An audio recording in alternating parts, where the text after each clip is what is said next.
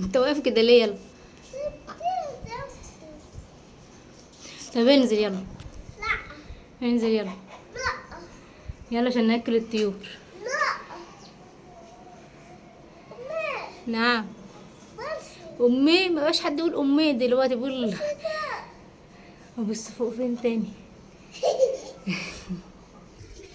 بسم الله والصلاة والسلام على رسول الله. اللهم صل وزد وبارك على سيدنا وحبيبنا وشفيعنا يا محمد صلى الله عليه وسلم. اذكروا الله الا بذكر الله تطمئن القلوب. النهارده باذن الله هجرب كده وادخل البط اللي هو الصغير بالكتاكيت اللي معاه، هدخلهم هنا. عشان بقى ايه البلكونه بصراحه مبحبش احطهم فيه، لان انا نقلتهم من المكان اللي عند الخرفان، نقلتهم قدام تاني البلكونه. فالنهارده ان شاء الله ان شاء الله هدخلهم بقى ايه المكان المفضل اللي انا بحب ايه احط فيه طيوري بصراحه. هفصل معاكم وارجع لكم تاني باذن واحد احد. بسم الله ولا حول ولا قوه الا بالله. بصوا بقى هنا البط غطس. ما شاء الله. ماشي. بصوا بقى هنا ما شاء الله ولا حول ولا قوه الا بالله. السقايه دي عشان فيها علاج، عشان طبعا انا نقلتهم كلهم مع بعض، وهم ايه دي تاني مره على فكره يخشوا، بس ان شاء الله المره دي ايه يتكيفوا بقى مع بعض وكده، عشان هما بقى لهم حبه كده ايه كل ما ادخلهم يتخانقوا مع بعضيهم. بصوا هحط لهم بقى الاكل وارجع لكم تاني باذن الله. بسم الله ولا حول ولا قوه الا بالله. بسم الله الرحمن الرحيم. بصوا هنا خلطت لهم بقى الاكل ده كرات على عيش مبلول على علف مرحله ثالثه. انا ابتديت كده اديهم العلف المرحله الثالثه ليهم، فبيبقى حلو قوي. بصوا هنا عشان الميه كانت عندهم في اليمه التانية كانت قليله، وبصوا هنا بقى ما شاء الله ولا حول ولا قوه الا بالله. هنا الفراخ وبرده مع البط كله بقى بياكل مع بعض. هاتي يا مصطفى الطبق التاني كده في البلكونه، عشان هما تقريبا كده يبقوا عاوزين 3 اماكن للاكل. هفصل كده عشان احط لهم الطبق التالت اللي في البلكونه ده اجيبهولهم، علشان مفيش حاجه تظلم حاجه. بسم الله. بصوا بقى هنا قسمت لهم بعد كده هي في 3 اطباق بحيث ان هم يبقوا متوزعين. طبعا الفراخ بتحب تاكل اصلا مع بعضيها، تحب تنقر. وادي هنا اهو. ويا رب يبقى المكان ده يعني يحبوه كده ويتعايشوا مع عامه يومين وهيتعايشوا كلهم مع بعضيهم، الرومي مع الفراخ مع البط كده. فبصراحه ان انا ما بحبش البلكونه خالص ان انا احط فيها، انما هنا المكان ده انا بحب الاوضه دي اصلا ان انا احط فيها طيوري على طول. ربنا يا رب يكرمنا ويرزقنا يا رب.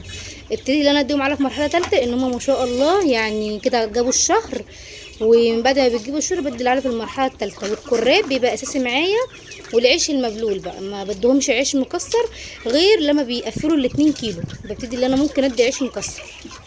والبطاطا على فكره حلوه جدا وبتوفر معانا في العلف، يعني البطاطا بتبقى اساسيه، بتبقى كل يوم كده بسم الله ولا حول ولا قوه الا بالله، بتبقى جميله جدا.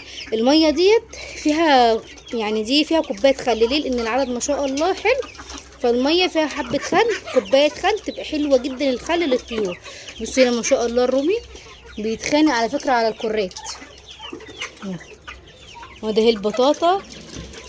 بصوا بقى يا جماعه، عشان في اللي هم كانوا طالعين عند البط البلد اللي كان طالع عندي، هو تقريبا هو ذكر واحد اللي هو ده، ودول نتايتين اللي قاعدين لوحدهم دول نتايتين.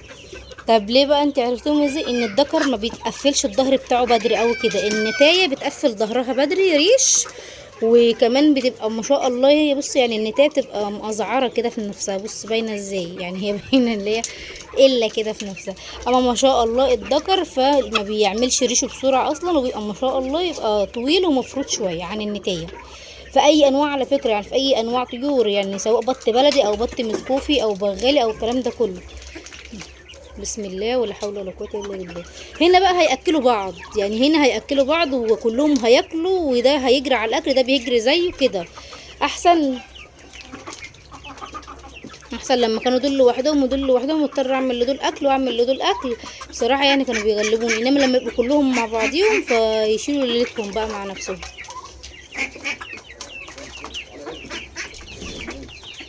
هما طلعوا بره ولا ايه؟ بسم الله ولا حول ولا قوه الا بالله. وكمان هي المكان في شمس فيبقى حلو قوي. البلكونه ما كانتش الشمس بتجيلها قوي يعني.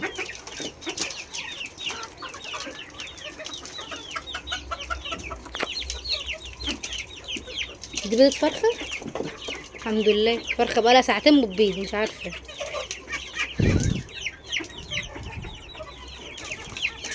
ربنا يا رب يكرمنا ويطرح لنا البركه يا رب في حاجتنا وفي اشيائنا يا رب العالمين. بصوا بقى الميه دي انا حاطه لهم فيها هنا، دي حاطه فيها البرشام اللي هو مقوي العظام البشري بتاعنا احنا، بيبقى حلو قوي لو حطيتيه في سقايه كده. البرشام بتفضي بس اللي فيها بتحطها لهم، بيبقى حلو قوي بتفرق مع البطايه يعني.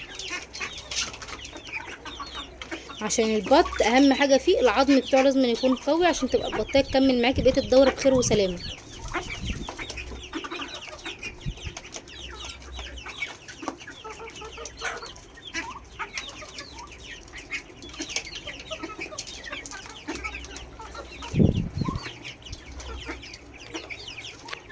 بصوا بسم الله ولا حول ولا قوه الا بالله. اتمنى من كل حد يشوف الفيديو يحط لايك واشتراك وكومنت حلو منكم، والسلام عليكم ورحمه الله وبركاته.